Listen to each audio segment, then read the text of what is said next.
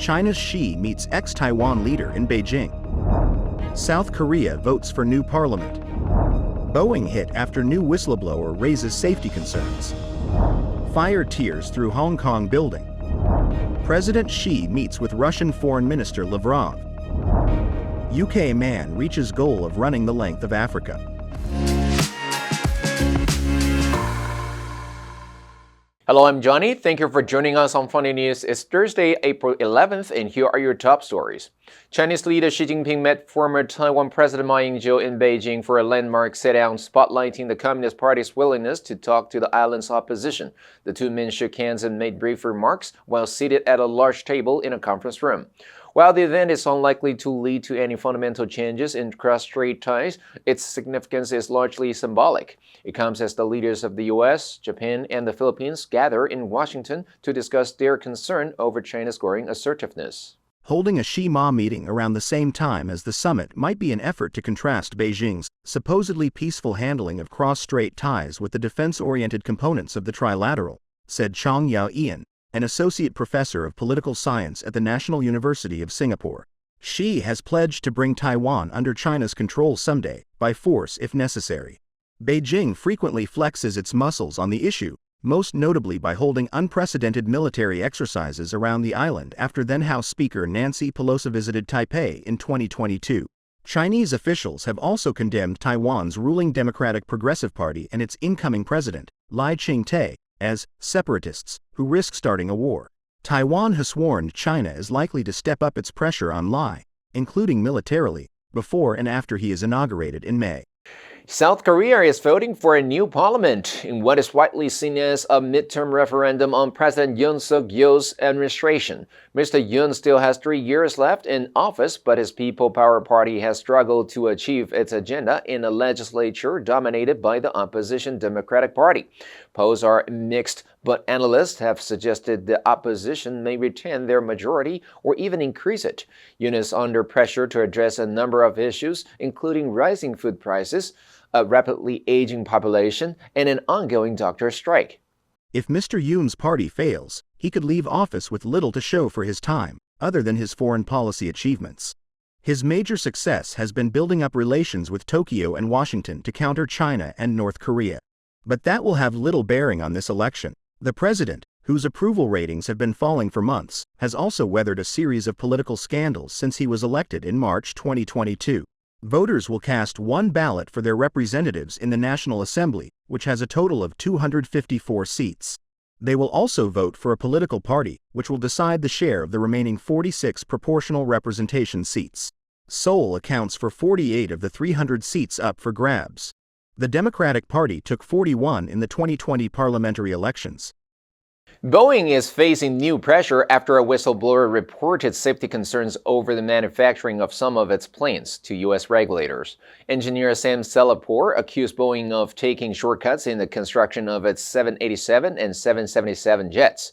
He claimed he was threatened with termination after raising concerns with bosses, but Boeing said the claims were inaccurate and added it was confident its planes were safe. The issues raised have been subject to rigorous engineering examination under Federal Aviation Administration oversight, the company has said.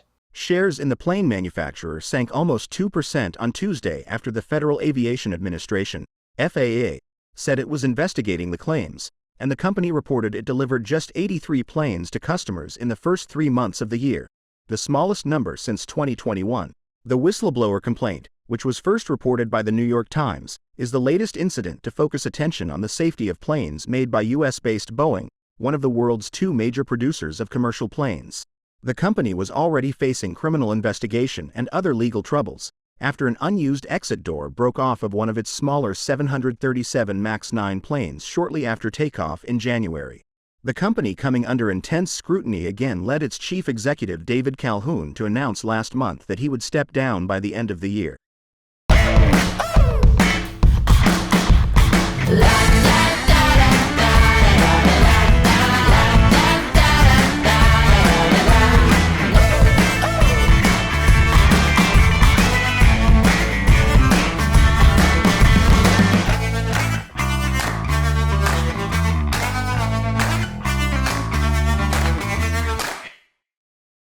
At least 5 people have died and over 30 have been injured after a fire broke out in a building in Jordan on Wednesday morning. Police said they received multiple reports of a fire at New Lucky House at the intersection of Jordan Road and Nathan Road just before 8 a.m.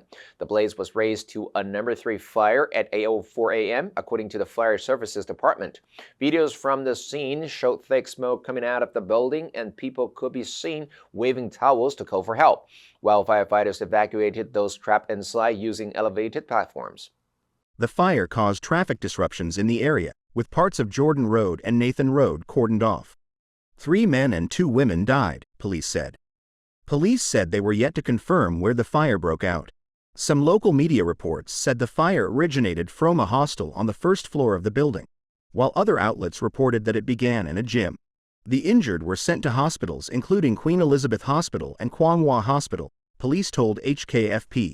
The government's aide had opened a temporary shelter at the Henry G. Liang Yao Ma Te Community Center in the area for those in need.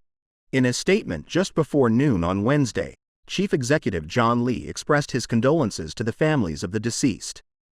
Chinese leader Xi Jinping met with Russian Foreign Minister Sergei Lavrov Tuesday in a sign of mutual support and shared opposition to Western democracies amid Moscow's invasion of Ukraine. Russia's growing economic and diplomatic isolation has made it increasingly reliant on China, its former rival for leadership of the Communist bloc during the Cold War. In past decades, the two have closely aligned their foreign policies, held joint military exercises, and sought to rally non-aligned states in groupings such as the Shanghai Cooperation Organization. China and Russia are each other's most important diplomatic partners, both holding permanent seats on the United Nations Security Council and working together to block initiatives by the U.S. and its allies to spread democratic values and human rights from Venezuela to Syria.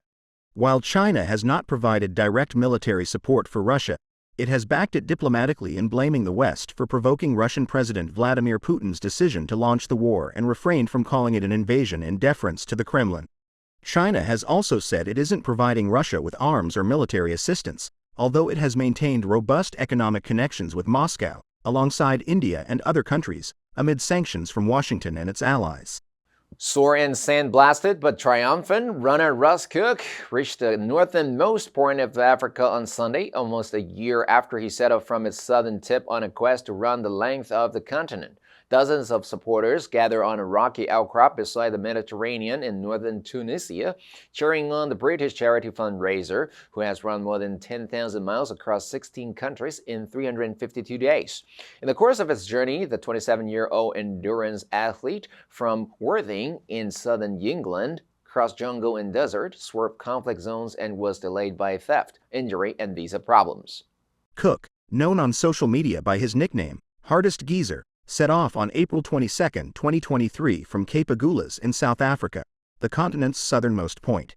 He hoped to complete the journey in 240 days, running the equivalent of more than a marathon every day. He and his team had money, passports, and equipment stolen in a gunpoint robbery in Angola. He was temporarily halted by back pain in Nigeria. And he was almost stopped in his tracks by the lack of a visa to enter Algeria, before diplomatic intervention from the Algerian embassy in Britain managed to secure the required documents. His African run has raised more than $870,000 for the running charity, which works with homeless young people, and Sandblast, a charity that helps displaced people from Western Sahara. The answer for yesterday is A, ongoing. There is an ongoing debate on the issue. Did you answer correctly? Now let's delve into the news of China's Xi Jinping meets ex-Taiwan leader in Beijing. Number 1, fundamental, 十分重大的，根本的. A fundamental change in the organization of health services was required. Number 2, assertiveness, 自信，魄力. Her assertiveness was starting to be seen as arrogance. Number 3, symbolic, 象征的，作为象征的，象征性的. The Channel Tunnel has enormous symbolic significance for a united Europe. Next, we have a multiple choice question for everyone to practice. Which answer would you choose? You can write your answer in the comment section. The correct answer will be announced tomorrow. And that's all for today's Funday News. Be sure to tune in to Funday News from Monday to Friday and click the link below to join the Funday for free. I'm Johnny Wu, your host. I'll see you next time.